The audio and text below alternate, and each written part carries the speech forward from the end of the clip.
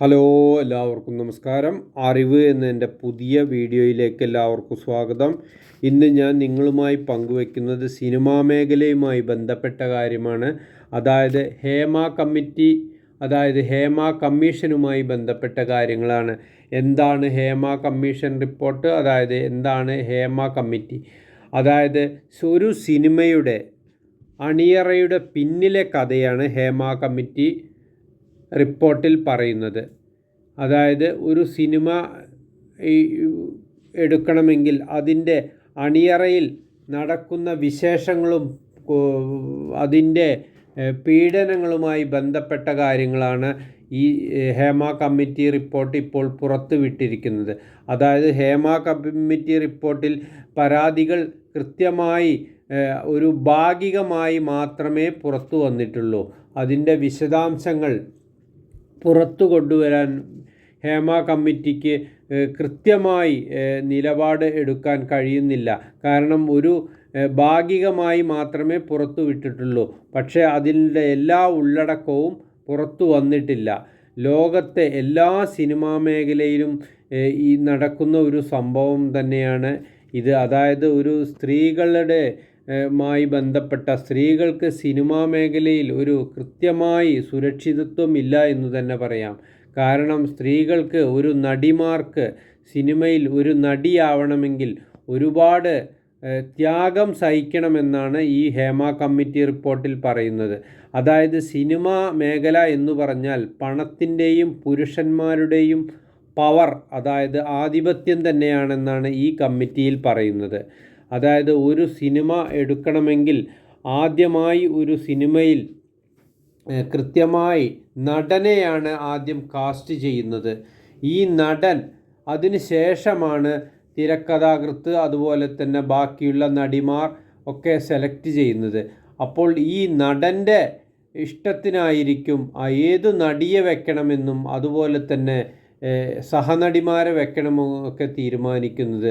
അതായത് ഈ സിനിമാ മേഖല കൺട്രോൾ ചെയ്യുന്നത് 15 അംഗ ഒരു പവർ ടീമാണെന്നാണ് ഈ കമ്മിറ്റിയിൽ പറയുന്നത്. അതായത് ഒരു നടിയെ തീരുമാനിക്കണമെങ്കിൽ, അതായത് ഡയറക്ടർ, അതുപോലെ തന്നെ സിനിമയുടെ പ്രൊഡ്യൂസർ, അതുപോലെ തന്നെ നായകൻ, ഇവരടങ്ങുന്ന സംഘമാണ് ഒരു നടിയെയും സഹനടിയെയും തീരുമാനിക്കുന്നത്. അതുകൊണ്ട് ഒരു സിനിമയിൽ ചാൻസ് കിട്ടാൻ വേണ്ടി നടക്കുന്ന ലക്ഷക്കണക്കിന് ആളുകൾ ഉണ്ടെന്ന് നമുക്കറിയാം. ഇത് ഒരു മുതലാക്കുകയാണ് ഇവർ ചെയ്യുന്നത്. കാരണം സിനിമയിൽ ഒരു അവസരം കിട്ടുക എന്ന് പറഞ്ഞാൽ ചില കലാകാരന്മാർ വലിയ ഒരു കാര്യം തന്നെയാണെന്നാണ് വിചാരിക്കുന്നത്. കാരണം വലിയ പ്രശസ്തിയും അതുപോലെ തന്നെ അതിനനുസരിച്ച് പണവും ലഭിക്കും. അതുകൊണ്ട് തന്നെ പേരും പ്രശസ്തിയും ലഭിക്കും. അതിനുവേണ്ടി ഒരു സിനിമയിൽ ഒരു വേഷം ചെയ്യാൻ വേണ്ടി ഡയറക്ടറെയും അതുപോലെ തന്നെ പ്രൊഡ്യൂസറെയും അതുപോലെ തന്നെ നായകനെയും കണ്ട ശേഷം അവർ തീരുമാനിച്ചാൽ മാത്രമേ ഒരു അവസരം കിട്ടുകയുള്ളൂ. അതായത് സ്ത്രീകളുടെ പദവി സിനിമാ മേഖലയിൽ വളരെ താഴെ നിൽക്കുന്നു എന്ന് തന്നെ പറയാം. അവരെ ഒരു നടിയെയും അതുപോലെ തന്നെ സഹനടി ആരൊക്കെ വേണമെന്ന് തീരുമാനിക്കുന്നത് ഇത്തരത്തിലുള്ള ആളുകളാണ്. ഈ നടനും അതുപോലെ തന്നെ പ്രൊഡ്യൂസർ അതുപോലെ തന്നെ സംവിധായകർ, ഇവരെയൊക്കെ ഭരിക്കുന്നത് ഒരു പവർ ടീം വേറെയുണ്ട്. അതായത് സിനിമാ മേഖല മൊത്തം ഭരിക്കുന്ന ഒരു ടീമുണ്ട്.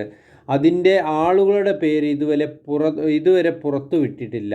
അതാണ് ഭാഗികമായ ഈ കമ്മീഷൻ പുറത്തു വിട്ടിട്ടുള്ളൂ എന്ന് പറയുന്നത്. സാധാരണ ഒരു സിനിമാ നടനെ മാത്രം പ്രാധാന്യം കൊടുത്തുകൊണ്ടാണ് ഒരു സിനിമ പറയാറുള്ളത്.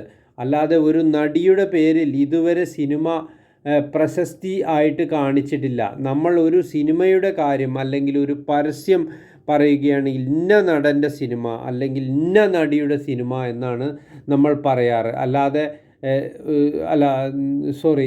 ഇന്ന നടിയുടെ ആരും പറയാറില്ല, ഇന്ന നടൻ്റെ സിനിമ എന്നാണ് പറയാറുള്ളത്. അതായത് പുരുഷാധിപത്യം തന്നെയാണ് സിനിമാ മേഖലയിൽ. പുരുഷന്മാർ സ്ത്രീകളെ ചൂഷണം ചെയ്യുന്നു എന്നാണ് ഈ കമ്മിറ്റിയിൽ കൃത്യമായി പറയുന്നത്. അതായത് പുരുഷൻ്റെ ആധിപത്യം തന്നെയാണ്. ആദ്യം തീരുമാനിക്കുന്നത് ഹീറോയാണ്, അതിനുശേഷം അവരാണ് തീരുമാനിക്കുന്നത് ബാക്കിയുള്ള ആളുകളെ. ഇതിൻ്റെ ഭാഗമായി ഇതിന് മുന്നേ സിനിമാ നടിമാരും അതുപോലെ തന്നെ ടെക്നീഷ്യന്മാരും കൂടി ഒരു സംഘടന രൂപീകരിച്ചിരുന്നു, WCC എന്ന സംഘടന. ഇത് നടിമാരുടെയും മറ്റും പരാതികൾ അറിയിക്കുന്നതിനും അത് പരിഹരിക്കുന്നതിനും വേണ്ടിയാണ്. അതിനുശേഷം ഒരു മീ-ടു എന്നൊരു സംഭവം ഉണ്ടായി. പീഡനങ്ങൾ ഏൽക്കുന്ന സ്ത്രീകളെക്കുറിച്ച് തുറന്നു പറയുന്ന നടിമാരും ഉണ്ടായിരുന്നു. അതാണ് മീ-ടു എന്ന് പറഞ്ഞ ഒരു സംഭവം വന്നിരുന്നത്. അതിനുശേഷമാണ് ഹേമ കമ്മീഷൻ റിപ്പോർട്ട്. അതായത് ഈ ഹേമ കമ്മീഷൻ റിപ്പോർട്ടിൽ കൃത്യമായി പറയുന്നു, ഒരു സിനിമാ ഷൂട്ടിംഗ് ലൊക്കേഷനിൽ, അതായത് സിനിമ നടക്കുന്ന സ്ഥലത്ത് സ്ത്രീകൾക്ക് കൃത്യമായി ഒരു ടോയ്ലറ്റ് സൗകര്യമില്ല എന്ന് പറയുന്നുണ്ട്. അതുപോലെ തന്നെ അവർക്ക് ഡ്രസ്സിംഗ് റൂം, ഒരു ഡ്രസ്സ് മാറാൻ സൗകര്യമില്ല എന്ന് പറയുന്നുണ്ട്. പിന്നെ സിനിമാ സ്ഥലങ്ങളിൽ കാരവൻ ഉണ്ടായിരിക്കും. അത് ആർട്ടിസ്റ്റിന് അത് മെയിൻ നടിക്ക് മാത്രമേ ഉപയോഗിക്കാൻ കഴിയുള്ളൂ. അതിൽ അവർ ആരെയും കയറ്റുകയില്ല, ഡ്രസ്സ് മാറാൻ കൂടി സമ്മതിക്കില്ല എന്നാണ് പറയുന്നത്. അതായത് പിന്നീട് പറയുന്നത് നടന്മാരും പ്രൊഡക്ഷൻ കൺട്രോളറും സംവിധായകനും സ്ത്രീകളെ ദുരുപയോഗം ചെയ്യുന്നു എന്നും പറയുന്നു. പുരുഷന്മാർക്കും ഇത്തരത്തിൽ പീഡനം ഉണ്ടാവാറുണ്ട് എന്ന് ഇതിൽ പറയുന്നുണ്ട്. അതായത് ഈ കലാകാരന്മാരുടെ സംഘടനയായ അമ്മയാണ് ഇതിനെതിരെ പ്രതികരിക്കേണ്ടിയിരിക്കുന്നത്. അമ്മയാണ് കൃത്യമായി ഇതിന് മറുപടി പറയേണ്ടത്.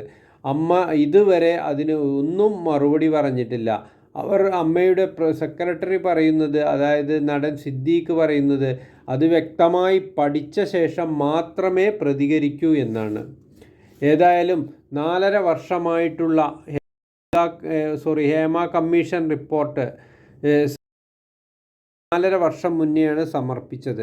ഏതായാലും ഇപ്പോൾ അതിനൊരു ഭാഗികമായി പുറത്തുവിട്ടിട്ടുണ്ട്. ഇനിയും കൃത്യമായി ബാക്കിയുള്ള കാര്യങ്ങൾ പുറത്തു വരും എന്ന് നമുക്കറിയാം.